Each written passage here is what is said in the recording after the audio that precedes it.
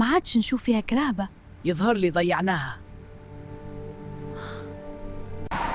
رجعت الكرهبة يا بان.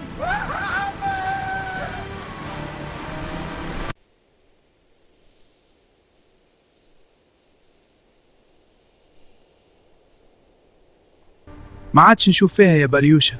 اي اما دخلنا للغابة تخوف.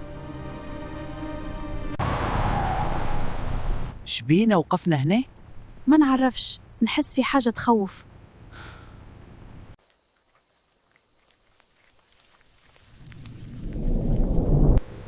باش نخليكم هنا، ما عادش نجم نكمل معاكم. علاش يا عمي البلاصة تخوف؟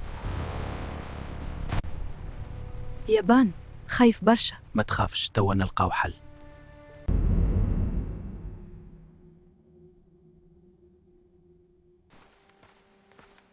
شنو هذا يابان؟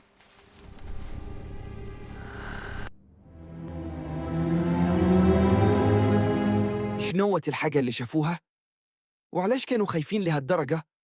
اكتبوا لنا في التعليقات، وإذا تحبوا الجزء الجاي اكتبوا جزء 7، وما تنسوش اللايك والمتابعة.